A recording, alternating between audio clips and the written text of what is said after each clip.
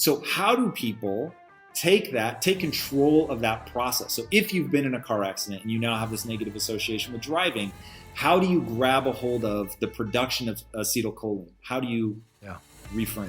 Yeah, so it's great you're mentioning acetylcholine. So acetylcholine is the neurochemical that we want to think about anytime we're talking about neural plasticity, and in particular, attention, high attentional states. So everyone knows that the brain is very plastic early in life. So from birth until about age 25, you can learn so much, for better or for worse. I always say the downside is that early in life, you have less control over your life circumstances, but your brain is very plastic. So there's a dark and light to that. Later in life, you have a lot more control generally over your life circumstances, but the brain becomes less plastic. However, we know, based on Nobel Prize winning work and recent work in addition to that, that the neuromodulator acetylcholine is secreted when we pay attention to something very specific. It acts as sort of a spotlight in the brain, making certain synapses, the connections between neurons, more active and more likely to be active again than others. So when you hear that song that you love so much and it moves you and you feel dopamine being pulsed into your body, that's a real thing. You're actually getting dopamine secretion. You've formed that deep association with that. And acetylcholine draws your attention to that. And that song is essentially wired in a very indelible way into your nervous system at multiple. You can probably, even with certain songs, you can feel your body start to energize because, of course, the brain, through connections with your muscles, controls your body.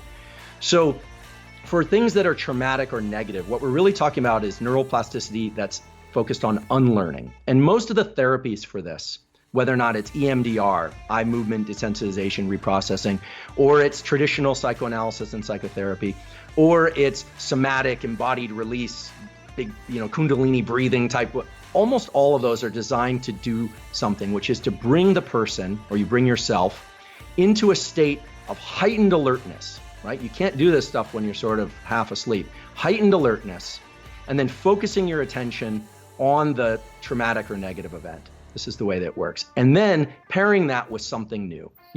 Traditionally this was done with things like NLP or in talk therapy, where people would feel the positive relationship with the therapist. That was kind of the main rationale in association with this very traumatic, sometimes even, shameful type events. And the idea is that you would simultaneously have those two experiences, the negative one and the feeling of safety, and you would rewire those circuitries. I actually believe that can work, but it can take a lot of times. It can take a lot of visits to the therapist, which is not to say it's bad. It's just not everyone has access to those resources.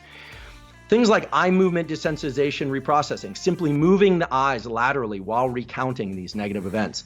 The woman who devised this figured out that somehow when people recount these traumatic experiences, when they're doing these lateralized eye movements, not vertical eye movements, they somehow separate out the negative emotions. And I thought for years, people would ask me about this stuff, Tom, and I thought, this is ridiculous. First of all, I'm a vision scientist and I work on stress. It's like, there's no way. And then I really ate my words, because 4 papers, 2 in humans, 2 in mice, and then a 5th paper published in Nature, which is kind of our Super Bowl of scientific publishing, showed that these lateralized eye movements quiet the amygdala. They actually suppress activation of this threat detection center in the amygdala. And why would that be true? So this is really where it gets cool. Turns out, because of the way that we view the visual world when we move through space, when our head moves or when we walk and things flow past us, that these lateralized eye movements are what happens when you move forward in space, when you're walking, when you're moving forward towards something. And that suppresses activation of the amygdala. Now you say, why? Well, okay, so then 2018, my laboratory did an experiment. There was actually a graduate student in my laboratory where we're looking at fear. In this case, we were looking at fear to big looming objects that either trigger freezing or running and hiding. There's a brain area that's in your brain and my brain that mice also have that triggers a third option, not run and hide, not freeze, but forward confrontation. This is the, no, I'm gonna fight. I'm gonna move forward in the face of adversity. This is the growth mindset. I'm gonna lean into friction. And it turns out that this circuit is linked to the dopamine reward pathway. When we move forward in the face of a threat, and obviously we want to do this in healthy, adaptive ways, we suppress activity of the amygdala through physical action of moving forward, and there's a signal sent to the areas of the brain that control dopamine reward. Those reward centers then trigger the release of dopamine to reward forward effort in the face of stress or threat. So when you hear about people saying, look, take some physical action when you're feeling exhausted, take some forward physical action when you're feeling overwhelmed by this traumatic experience. Now that could be in the form of a walk.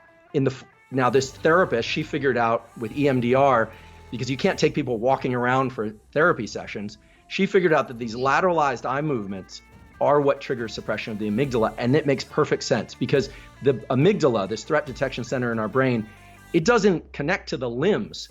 So how does it know if you're moving forward? Well, because the eyes are moving. You have these reflexive eye movements that move anytime you're moving through space. So to make this a little more succinct, it's really forward movement, action, pushing yourself across that threshold. Not only rewards you, but it suppresses activity of the fear centers in the brain. And these are ancient hardwired mechanisms. These aren't hacks. These are things that Mother Nature installed in us.